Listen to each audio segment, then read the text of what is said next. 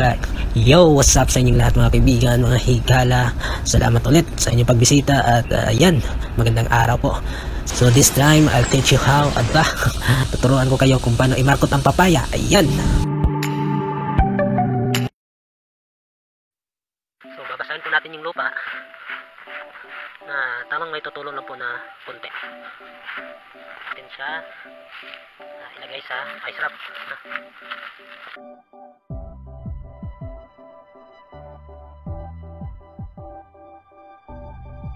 Ayan.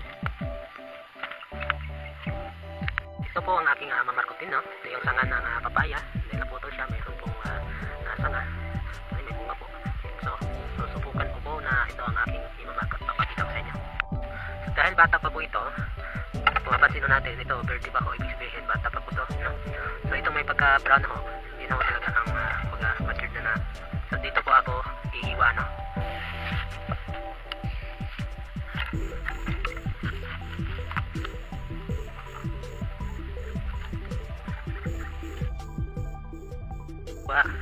Na 3/4 po, no? So tapos kalahati po doon sa katawan ng sanga. So estimate 3/4. So ayan, dandaan lang po baka kasi maputol.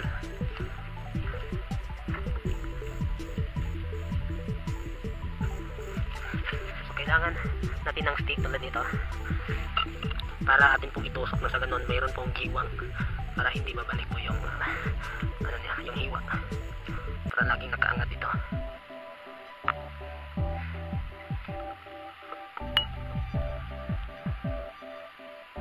So ayan, so yung ginawa ko po, yung priniper ko pong lupa kanina, nilagay sa plastic, ay hiwain po natin, no? Dito sa gitna. Ayan. Ayan.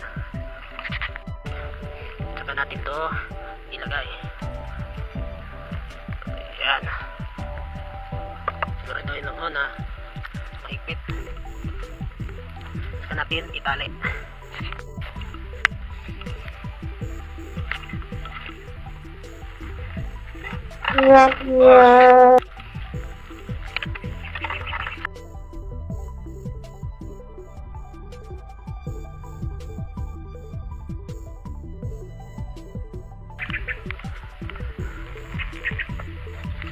So tatalian lang ulit natin ng mahigpit, no? Yan, para hindi siya matagal. Nang sa ganun, dikit na dikit po siya sa balat ng papaya. So yan lang po. So hintayin na lang po natin. Siguro pagkaraan lang po ng isang buwan din siguro, mahigit. So makikita naman po natin pag may ugat na kasi lalabas po yan dito. Okay.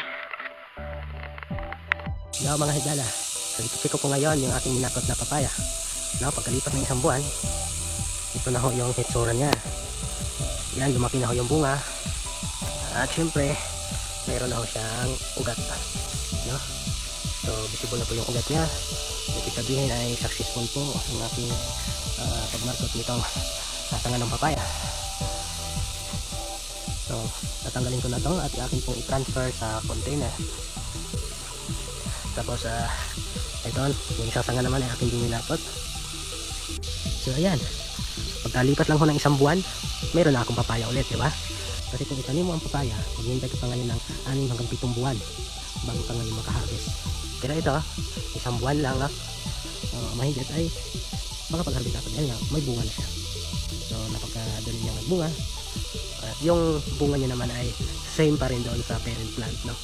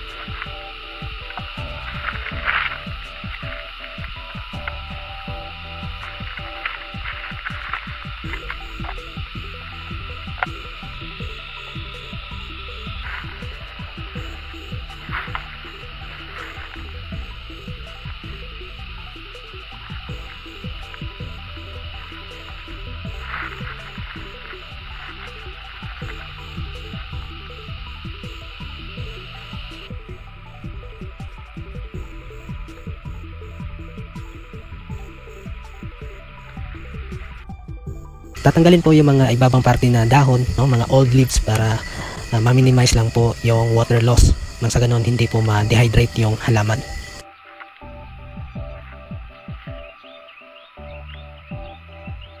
Dahan-dahan pong tanggalin ang plastic, no? So ang mahirap po pag gumamit tayo ng lupa kasi nga pag nabaklas po yung lupa ay maisama ngayon po yung ugat mapuputol. Kaya tulad ng ginawa ko, lupa po yung aking ginamit, kaya dandahan ko po itong tinanggal yung plastic. Kaya pag meron po kayong kukupit, edi mas maganda po yun kasi kapit na kapit po yung ugat doon po sa medium. Itanim po natin ito na hindi po direct na matatamaan ng araw, kaya partially shaded. Nang sa ganun po ay hindi po lalong ma-stress yung ating minarkot na papaya.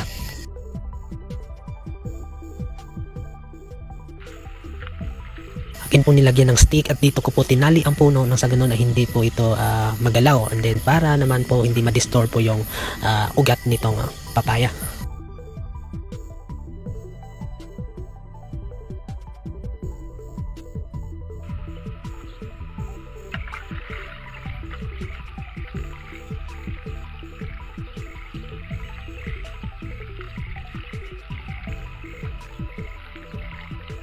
Pagkatapos po ay atin po siyang lagyan o tabunan ng plastic. Dapat transparent po para mas mapenetrate pa rin ng araw yung puno. So ginagawa ko natin ito para siyang ini-incubate, nang sa ganun po ay mas mabilis po mag-develop yung ugat, no, dun sa lupa.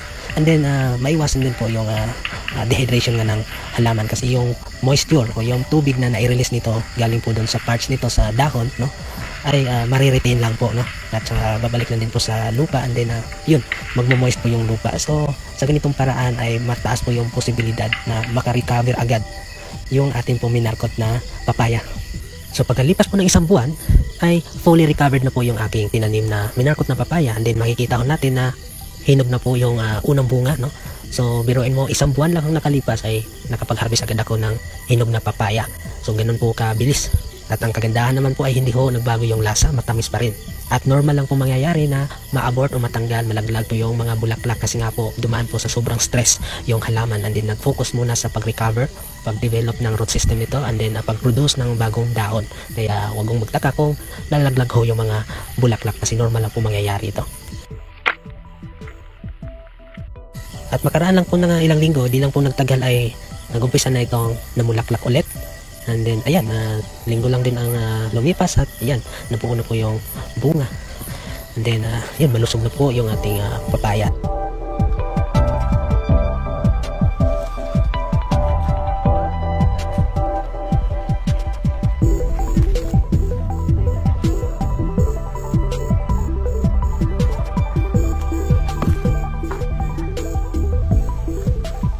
So ayan po, ganun lang ho kadali. At yun na nga, kung meron po kayong matatandang papaya na hindi na ho nagbubunga, ay pwede nyo po itong pasangahin sa paraan ng pagputol nito. And then ayan, pag may lumabas na pong sanga, imamarkot ho natin yon.